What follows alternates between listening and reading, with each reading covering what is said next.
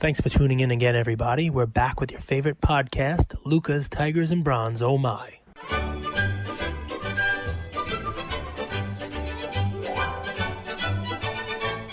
Luca Nation. Luca Nation. We got a special episode for you today. I'm wearing a different hat and an elf shirt, too, as well. If you ever get to see the video of this one, I put this on. I wore this ridiculous thing for you. I normally am just talking, and, never letting Andrew get a word in edgewise. But, Thursdays, our market movers, our special guest episode is Thursday.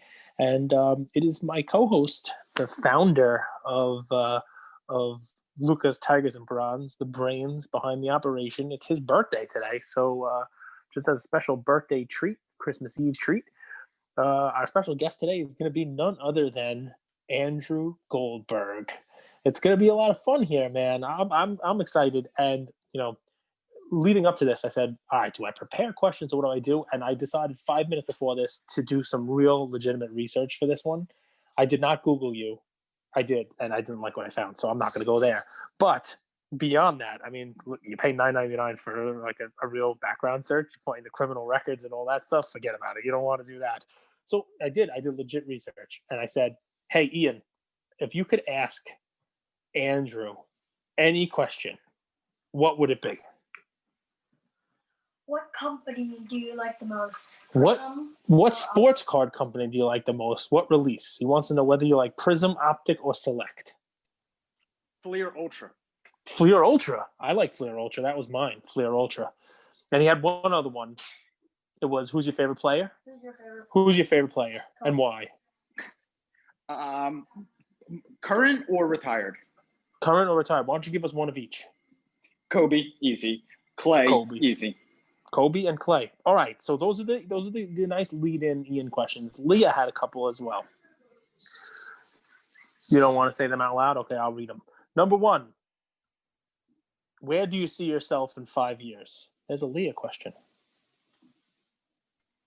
Say it again. I'm sorry. Leah wants my parents were leaving for the grocery store about 7 times in the last 3 hours. Nice. You love it. So Leah wants us to know where you see yourself in 5 years. I love that question. No, I hate it, but it's Leah's question. I gave them each questions. Makes you think. You have a pass. Well, if you want to pass. Location-wise? You can take it however you like, man. When people ask open-ended questions, you can answer whatever you want. You can say you see yourself in Cancun. You can say you see yourself in jail. I love freedom. To me, ultimate freedom is what I strive for. I was really lucky. I was born in a communist country and we came over here. So for me, just having the opportunity to live in Mexico or live in the USA or move to California or move to New York and having the financial backing, the support from my family, and the opportunity to do so, that's where I see myself in 5 years. I like it. She says, are you proud of what you've accomplished since July? So I posted this thing on my Instagram feed. It was a yin yang symbol. I'm equally proud and equally hungry. And depending on the day, I'm more proud, and depending on the day, I'm more hungry. This is true. There's days where I feel like I haven't accomplished anything. I'm literally just getting started. I am in last place, and I need to catch up. And there are some days where I stop and smell the roses a little bit. And her last one is, can you tell us about your past 3 jobs before your podcast? She wants to know what you've done. Fired. Oh, well, fired. We promise you that you're not gonna get fired from this. This is why it's good. You're when you're the boss, you can't get fired. Unless you're fired. So my last one was with a coaching company. People launch on G. Then it was Gary V, Team Gary V, learning how to create content and running his brand. And before that was working at the cafe with my dad. Your dad fired you? He fired me at least 100 times. Nice. He fires you every day. I like your dad. I think I'm gonna get along with your dad. So I have my questions. I'm a difficult person to work with. I'm outspoken. I have really high standards. One of my favorite quotes is, "How you do one thing is how you do everything." And I Nice. really, really, really struggle when people cut corners or don't hold themselves to a high standard and then expect other people to hold them to a high standard.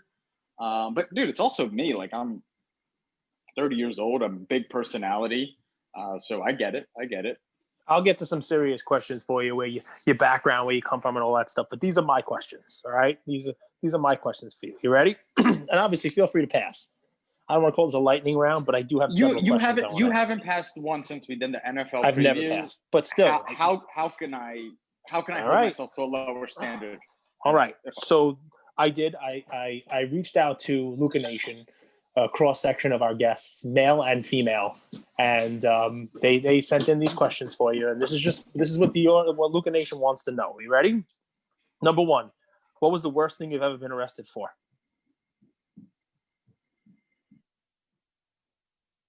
You sure you don't want to pass? 17. 17. Senior year. I was feeling myself. I was the captain of the soccer team, having a great year. My parents let me use the car. And I was just irresponsible and full of it. Well, there you go. Live and you learn. Next question from Luca Nation. Boxers or briefs? You're going to hate this. I'm in Mexico, dude. I'm just always just rocking shorts. So he's a commando, folks. The ladies who've asked that one, they're going to be happy about that one. All right, another question. Who was the hottest teacher you ever had? Grade and subject. Go ahead and out them. Hopefully they're listening. Miss Blumenthal. She had the biggest heart, man, and she believed in me. Not a lot of teachers believed in me, and she believed in me. She saw something special in me, and I think about her a lot. And we interact every once in a while on Facebook, but she was a huge inspiration in my life. And it's like a little thing you could give kids, especially like kids that are kind of trouble kids or too much energy for high school and middle school. She understood that. She didn't try to change me. So she was beautiful. She had a really good heart. Well, there you go. You ducked that one. What's the strangest talent you have? Miss Herring. Miss Herring. Oh, there you go. Miss Herring. She was gorgeous.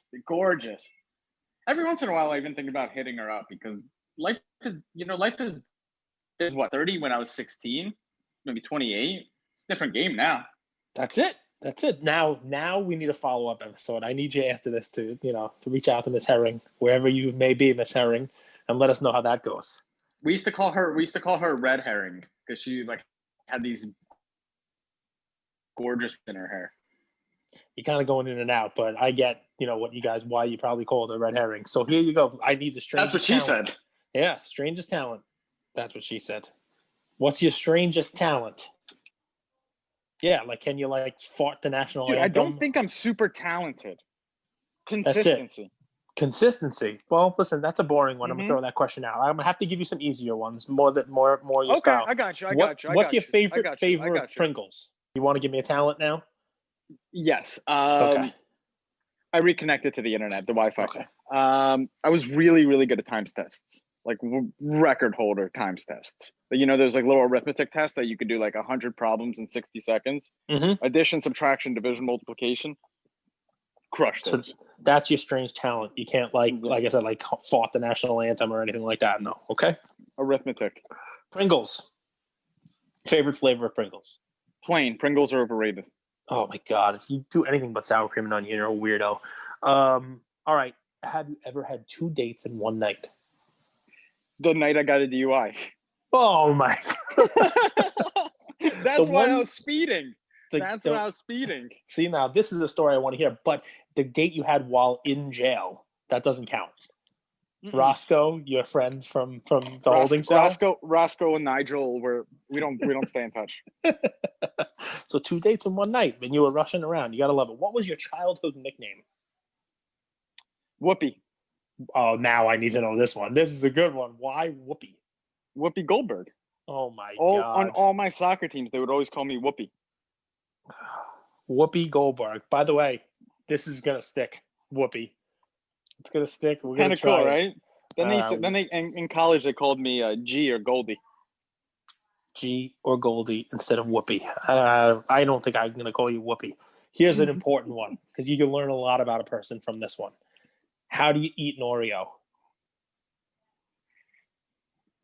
Just crush. Just you dip it in milk. Nope. Just You crush just it. bite it. You go. You don't take one top off and like eat the cream. You just go straight in. You just Oreo is the same as any other cookie. You just go straight for it. All right. I love eating snacks in bed. It's like my little secret guilty pleasure is snacking and blazing in bed.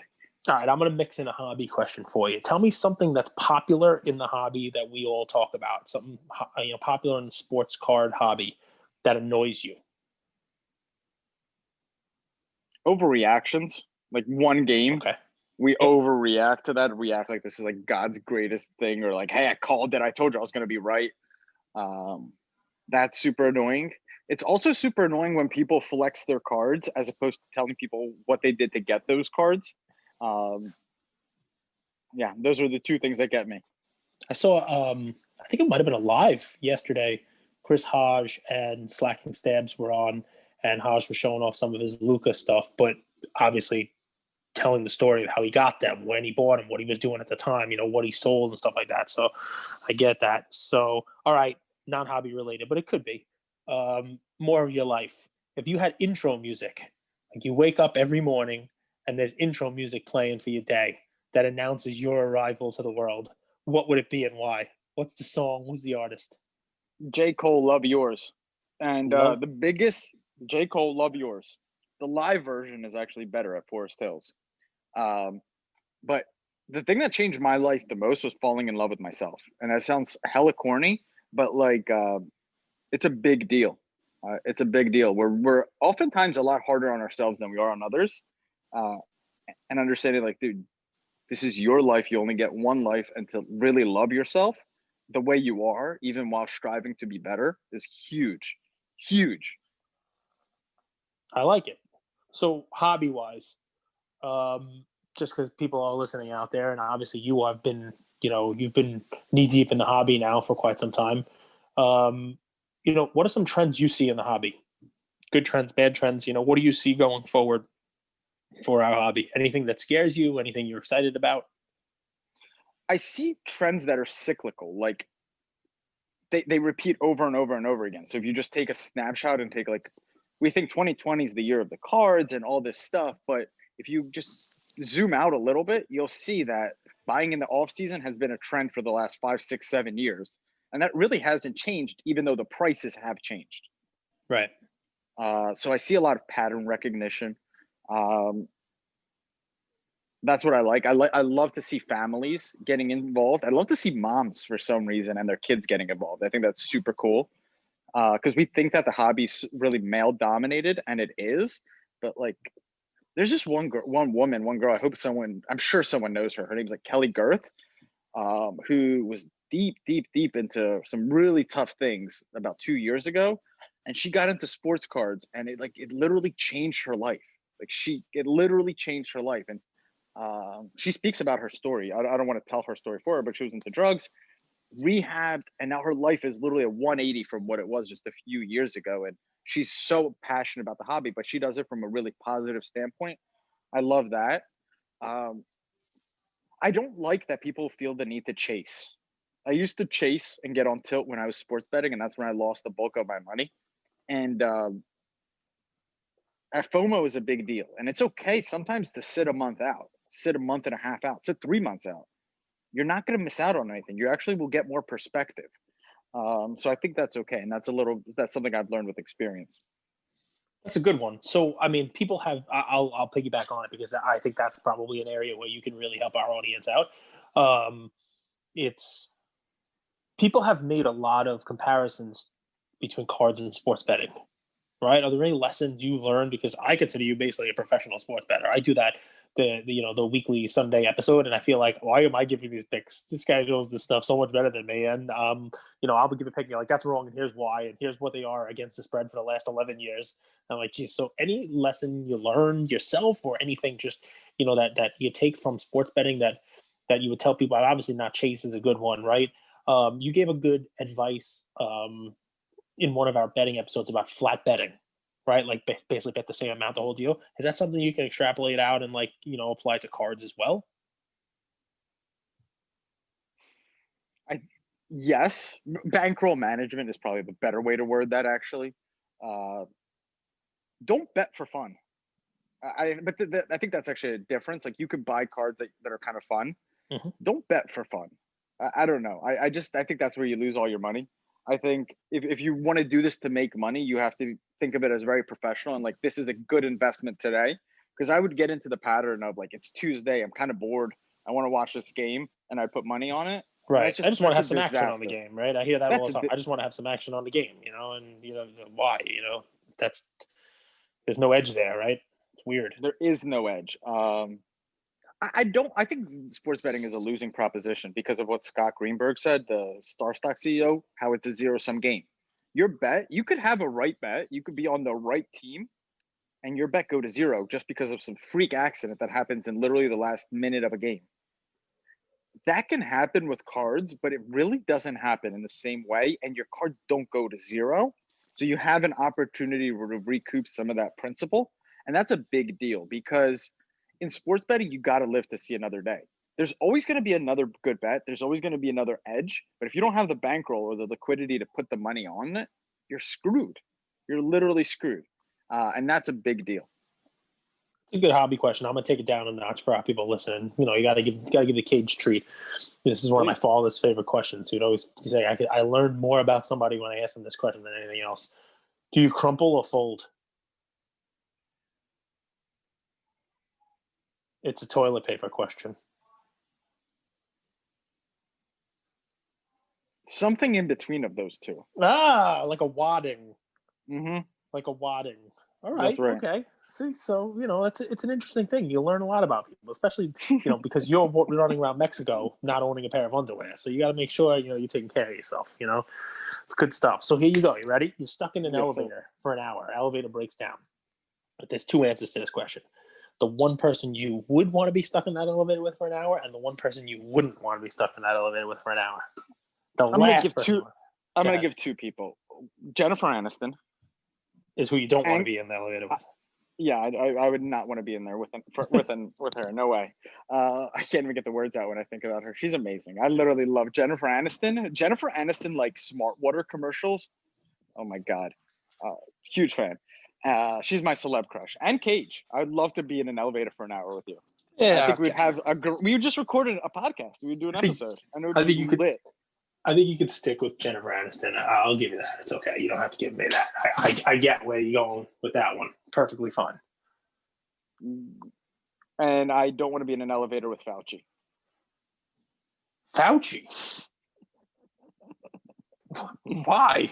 Why of all people? I mean, he's little. He would take up a little bit of room. You'd have like extra space. It wouldn't get claustrophobic with him. Like, I could get it if you were like Andre the Giant, because now I'm claustrophobic in an Andre elevator. the Giant's a G. No, Fauci and Bill Gates, I think they're like twins. You never even see them in the same room together. They just weird me out. I just get the heebie-jeebies, and I'm already in a claustrophobic place, and I know that this guy is fearful. So, no. Give me the heebie-jeebies. Other than that, I love everyone. Do not like little nerdy men? Is that what it is? I love little nerdy men. Okay. No, they just. Do you ever like watch people like on TV? I gotta get the timestamp of that, by the way, for Jordan, so we can clip up a bunch of videos of you talking about how much you love little nerdy men. Dude, Darren Ravel and I, we FaceTime all the time. He's a good dude. He's a mentor of mine. No, you ever dude, you could feel creepy people through a camera. Like you can, and Bill Gates and Fauci, they just give me the heebie-jeebies. They're just creepy. So you don't want to be in there. All right, so you don't like them. Give me somebody popular right now, whether it's in pop culture, whether it's in the hobby or not, celebrity, somebody that you like and why. Somebody that I like. Mm-hmm. Respect, contextualize that for me. Anything. It could be someone you respect. It could be, you talk about Ray Dalio. That's one I know you're a fan of. Anything. Somebody out there that people who listen to this will know who it is that you like and why. I was always really sad I never got a chance to meet Kobe. My sister one time played this prank on me. She called me while I was in college. And she's like, Andrew, you're never going to believe this. Like, Kobe, it's the off season and he's coming to school and, he's from Philadelphia. So he's coming to my school to speak tomorrow. If you want, you could come home. Like, I think I could get you in to see him. And it was all one big facade. I've always wanted to meet Kobe. It was all a big facade? It was all a big facade. So, Tyler Hero. Tyler, exactly. So I mean, this is more for me, I guess, right? Because I don't have that with any sports person, but people in your age group, Kobe is, I mean, he's more than just a sports figure, more than just a hero. I hear what you just said, with such deference about Kobe, even before the tragic events of this year, that he had such an impact on the players in the league, the younger players, and people your age. How did that start? Like, and what is it from? You know what I mean? Like, give me some background on when you became a Kobe fan, like how and because that. I mean, look, I'm a Jordan fan, but if he were here in my town, I don't know whether or not I'd go meet him. I mean, I probably would, but it's not a burning desire. I got to see. I'm impressed with how he played, and I'm a fan of his, but from afar. It wasn't. People talk of Kobe in a different way than they talk about pretty much anyone, you included. So what's that about? Well, I'll tell you two things. First, this is what I see in Kobe, and this is now I understand. I didn't understand that. Like you could look at the NBA, and there's really talented players. They're all talented, but then you look at Kobe. Like he wasn't the most athletic. He wasn't the fastest. He says he didn't have the biggest hands. Just sort of an average guy amongst that crowd.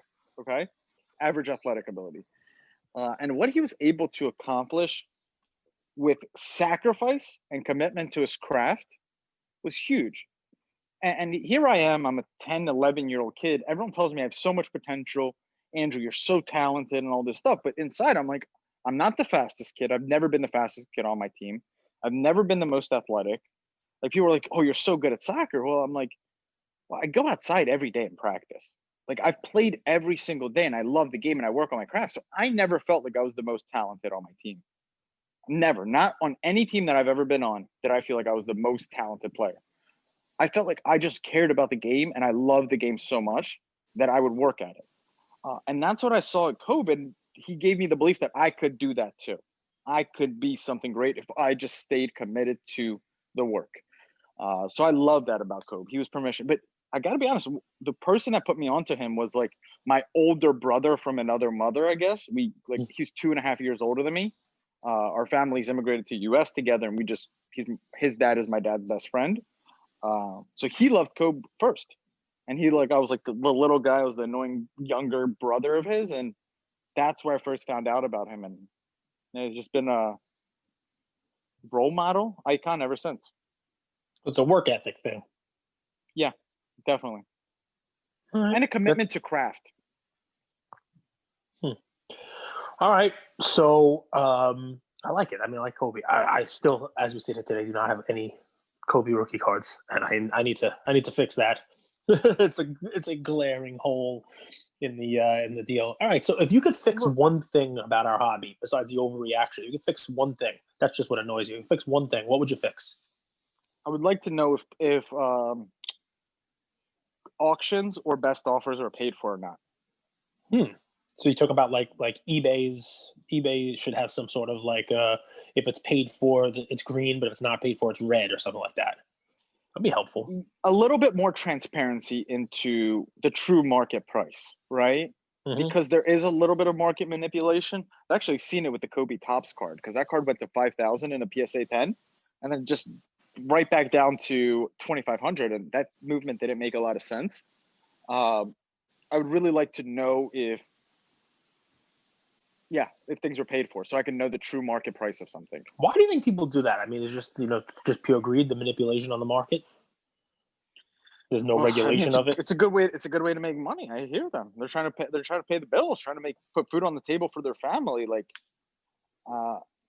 I understand unethical people because at the end of the day, we all have families, we all have kids. We want to just do the best by them and by any means necessary, right? Some people, we all have different values and ethics. So, dude, you don't know what someone's really capable of until you pin them against the wall, until you pin them against the corner.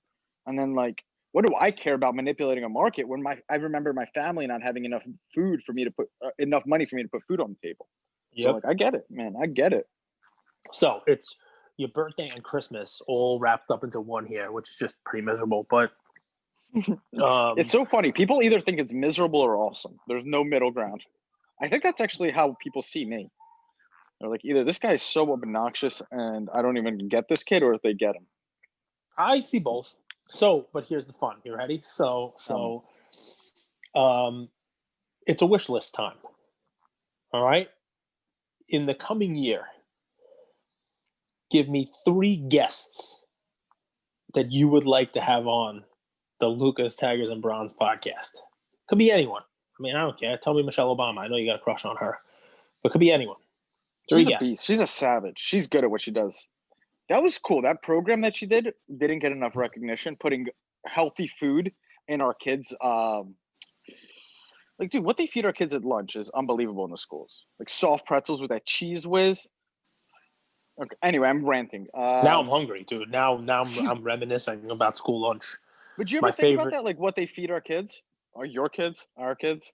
The kids don't do school lunch, but they should, man. School lunch, I was great. I was one of those kids that, I was on the I had a ticket for lunch, like they announced it to the world, like, hey, here he is, the poor kid, he's getting the school lunch, 15 cents lunch, and but I loved it. I love the like the little knish you get with school lunch all the time. It's basically just like a potato mush fried, fried. Well, that's because you grew up in Brooklyn amongst a lot of knish, hot dog, a lot of chocolate milk.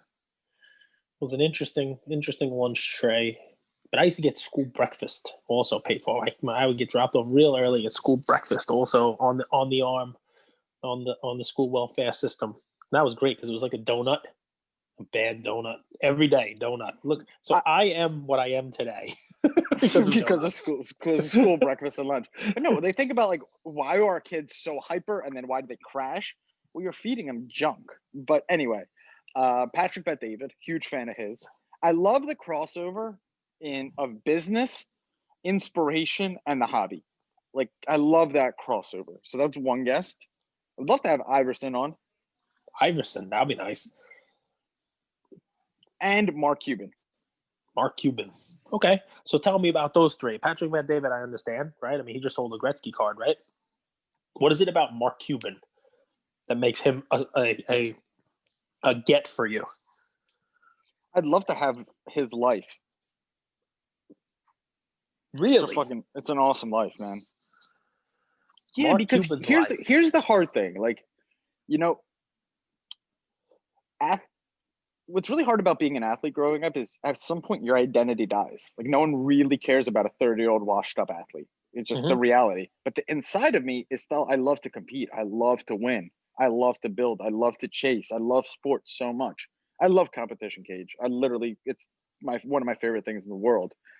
And it's really hard because what do you really have to compete in at 30? Like, if you're like playing co-ed leagues or rec leagues and have done this and you compete hard, like, you look like a clown. You're like, people are like, what are you doing?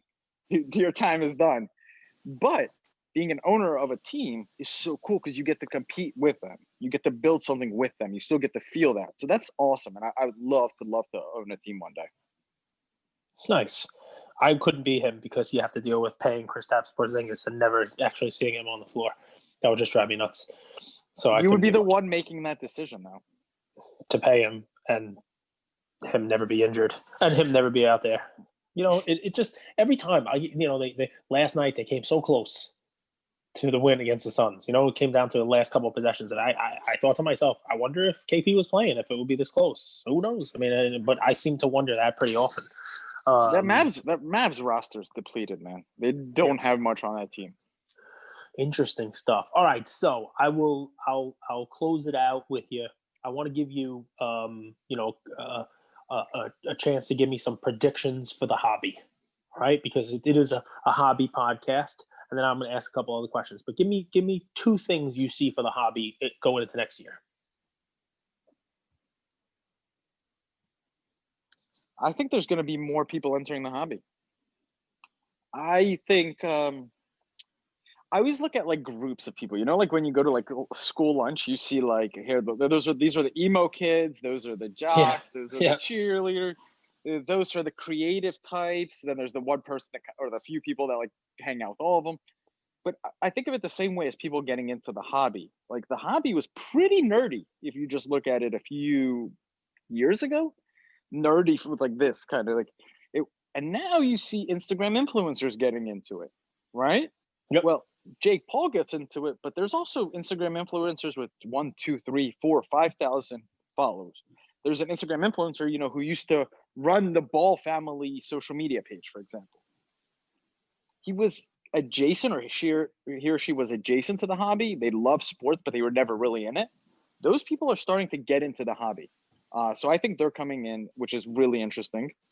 I think former washed up athletes like myself are getting into it. So I think there's just more buying. I think there's more people getting into the hobby. That doesn't mean that there won't be dips and dives and stuff like that. But I just think hasn't reached full maturity just yet. So that's one prediction. Yeah, another one, or I got another question. I can steer it the way because that was a good one. I'll leave it at that. So here's one for you, right? So, and this is, I know you don't. I say, hey, you got your motivational stuff going on, Ted. You're like, I'm not motivational. I inspire. It's very different. I'm inspired, Yep. right? So I'm gonna have you close it out with this, and you can go as long as you like, right? I promise to sit on my hands and shut my mouth and just let you go, right? There's probably somebody listening to this that this is their first episode or their fifth episode, or there are people out there who've been listening to us for 170 something episodes for the last 5 and change months, right? A 20-year-old you, somebody out there who, I'm not saying they're going to start a podcast. I'm not saying they're going to, start a hobby journey. I don't know what they're going to do, but they're going to do something, hopefully. What is your message to them? What is something you would tell them, given what you've been through in the last decade, different jobs, different careers, working with Gary, building a podcast, entering, exiting hobbies and businesses, helping your dad run a business. What's some inspirational / advice you'd give somebody listening to this now to set them on a path towards success? Ooh, that's cool, man. There's nothing wrong with being super confident, cocky, arrogant. It's very gray area. You can have that. You're going to have that way more at 20 than you probably will at 40. So keep that. That's an awesome feeling.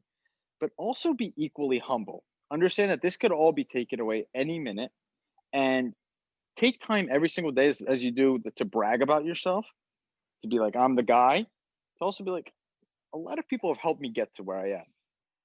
So take a moment to acknowledge them. And that's really hard at 20 because at 20, you just see yourself. Like, I'm going to be the man, I'm going to be awesome, or I'm going to be the woman. Take some time to acknowledge the people around you. So that's really important. Invest in yourself. Invest in yourself more than you do in your job. That's one of my favorite quotes.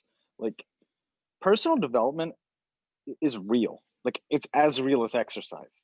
And I don't think people realize that, like they go to college. I love Kanye's line, like, people graduate, but they still stupid, because they're memorizing. They're not learning. They're not curious. They don't have that thirst for, like, there's so much to learn. Not like just what I learned in business class. There's so much to learn about the world. So be curious and be extremely patient. Like, I was talking to my sister. We both went to Drexel, and Drexel has these internships, co-ops that are 6 months. And I made this mistake too. Like, a lot of times you want to get the co-op or the internship with a nice company, right? The nice name. So you could go and tell your friends all about it. Hey, I'm getting 27 an hour working at Morgan Stanley. That's great. But there's also an opportunity to work for free or work for cheap for someone that you really admire as like an apprentice. I'm a huge fan of apprenticeship.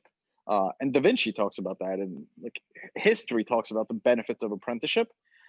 Understand that 10 years, it seems like a short period of time or a long period of time, depends how you frame it. You have time to go work for someone and learn from someone that could really set you up for your future. So don't just take that job to brag about it. Take the job that has a long-term view of what you want your life to become. I like it. It's a good way to end. Listen, happy birthday. This was fun, brother. This was fun. Well, it's an interesting way of doing stuff, right? You get a glimpse of the coffee with Cage. I'm on the spot. I put you on the spot for a couple of these, and come on, you're a good sport. So I appreciate it. Happy birthday, Luca Nation. You got any other questions for this special guest of ours? Go ahead and send them. I'm sure he'll answer them all. Look, he's an open book. And I have a cool card play. Go for it. All right. And I'll be honest, I've been buying this card too, just because I think it's super cool looking. But it's like a $3-4 card, so not my typical play, right, Cage? No, not at all. And it's a landscape card. I know. I don't know why people don't like those cards. I think they're kind of cool looking. But it's the 2013, 2014 Kobe NBA Hoops courtside #1 card. It's a really, really cool looking card. It's him like going up for a layup with his right hand. It's courtside, so you see all the other players. And it's like a $4 card that I think is worthwhile to snag that card. 2013, 2014 NBA Hoops courtside #1 card with Kobe. $3, $4, $5 card. Really cool card to grab, throw into a bulk sub, because don't forget, that's a modern and not ultra modern cards. That's what, $15 to grade, which the prices are crazy. That used to be $8, but it is what it is. It's a cool play. I like it. If I'm giving a play, I don't want to steal your deal. We already did one. Look for some cheap Carmelo cards to grade or to flip. His upper deck MVP, his rookie exclusive, that kind of stuff, just because he's, in a couple weeks, months, whatever, depending on how much he scored. I think he scored 15 last night. He'll move into that top 10 and then start climbing that chart. People are not publicizing yet. So, for a couple of dollars, you can buy those cards now and probably flip them for double what you're paying for them now. When he actually starts getting the headlines. Go for it. Let's say tomorrow, all of our podcasts were wiped off. All of the lessons you taught Ian and Leah were wiped, and you could only leave them with 3 lessons for a successful life. What would those 3 things be? Dude, this is, you're not supposed to put me on the spot. I'm teaching them 3 things. Everything's deleted. You name it. And it's just, I'll leave them with 3 things. 1, treat people the way that you'd want to be treated, but understand that you're probably not going to get that back from them, and don't let that disappoint you. Because that's an important thing, right? Because most people are going to disappoint you, but that doesn't mean you have to be a disappointment to them. So that's number 1. Number 2, the hell with sunscreen. I think it's overrated. And number 3, it's not. I promise you. As someone who's seen my mom battle with some of that stuff, it's very real. Well, yeah, but dude, come on. I don't want to be boring here. I mean, I have to get people to laugh a little bit. So the hell with sunscreen. I think it's overrated. The 3rd one, especially because if I'm giving it to these guys, do what you love, whether it's your hobby, whether it's not your hobby, whether it's, your career, whether it's whatever it is. I'll butcher a Disney quote here, right? But it says, if you find a job you love, you never work a day in your life. So, obviously you don't want to starve, you don't want to be poor, but if you can find that balance where you're able to put food on the table and actually do something that you, don't hate yourself for doing, find that sweet spot, that works, that'll be it. Guys, so there's this movie, it's called The Beautiful Mind. So Cage doesn't look the part, but he is Matt Damon, but in a Grinch suit. That's how he's able to remember episode 53. Andrew had this play and I had this play. This guy. No, we didn't have plays in episode 53. That was a Jeremy Padour episode. This guy's unbelievable. So don't be deceived by his looks. He is incredibly intelligent, and he really has a photogenic memory. But what piece of advice would you give your 20-year-old self? Oh, if I could go back? Jeez. 20. What was I doing at 20? I would probably say stop drinking so much if I can go back to what I was doing at 20. Nah, dude, I honestly have no idea. If I could go back to 18, I would say become a garbage man, because I had that opportunity to go become a garbage man, because then I'd be retired already. I wouldn't be working for another 20 years. I'd already have a pension, be done. But no, I can't. I'm to my 20-year-old self. Honestly, this is gonna sound real stupid, but if I could go back, I would do everything I've done exactly the same. Exactly the same, because I love where I am, love my kids, love my family, love the house that my wife has built for me. I wouldn't change a damn thing. Wouldn't change this it guy. all. This guy has a Disney poster in his background. He's living life. Merry, merry early Christmas. You're the best, Cage. I'm a very lucky person. Dude, happy birthday. It's not every day you turn 22 years old and have people tell you look 26. So it's fun stuff, brother. Fun stuff. But listen, Luca Nation, you'll probably be playing this in the evening, Christmas Eve. Hopefully you're spending time with your family. If you happen to find yourself without family this Christmas Eve, send me a message. Send Andrew a message. We'll check our Instagram. We'll spend Christmas Eve with you. So everybody's got to have somebody. So we're here with Luca Nation. Send us a little message and we'll chat with you on Christmas Eve. And also a little bit shout out to Jordan, our producer, for all the great stuff he's done for us for the last couple of months, and what we're gonna have him do on videos going forward. He posted a hilarious video today about Kevin Durant. If you haven't seen that one yet, check it out. We got a couple of other cool things coming for you over the next couple of days. And when I remember it, I'll say it. But if you haven't signed up for Star Stock yet, guys, go ahead and sign up. We got a code Luca Nation for that. And if you sign up, where it says put in your promo code, put in Luca Nation. And if you deposit at least $5, they will give you $10 in credit for that. So go ahead and sign up for that and put in Luca Nation. We may bring you an episode, a Star Stock episode soon, talking about the trends, talk about what's going on, with basketball starting and all that other fun stuff. It's a no-brainer. You could just buy one card. Like it's not. You could just literally buy one card. And you're putting in $5, you buy a $15 card. So I'm outnumbered because I want to put out more educational, inspirational content. And Jordan and Cage, they just want to make you guys laugh. Laugh. Can we just take 1 minute here? I want to talk about something that's top of mind with the NBA. I know I'm hijacking. Go for it. No, go for it. Trae Young, Prism PSA 10s right now are available for $650. One was listed last night, $650. $680 or best offer, $650. Zion's cards are $925. Now, this is a topic that I've come back to time and time again. Don't call me a Zion hater. I was one of his first investors early in this year. But how do you justify that after watching last night's games? How do you justify that looking at the market and knowing guards are more influential than forwards? That makes no sense to me, Cage. None. I think people just see Trae as a very small offensive guy that, the quickness will wear down and he might not be there for that long. And I think they see Zion as one of these like generational talents who potentially, can, be always, if he plays, if he gets enough minutes, if he plays enough stuff, there's a lot of ifs there. I think that's why, people know Zion just because he's Zion. People don't, outside the hobby, Trae Young, he's not Zion. And that's what drives it. That's the deal. I'm not saying it's right. I have way more Trae than I have Zion. And that's even after selling a lot of Trae.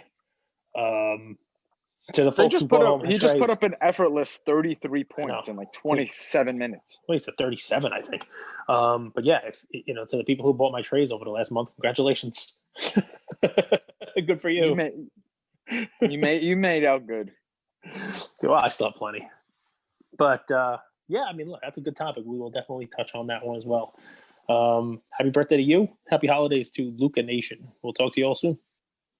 Thank you for spending some time with us on another episode of the Lucas, Tigers, and Bronze Oh My podcast. Do us a favor and like, subscribe. You know what? Don't just like and subscribe. Everybody does that. If you like us, tell your friends, tell your neighbors, tell your enemies, tell everybody. And we hope you got something from spending some time with us today, and we'll see you next time. Thank you.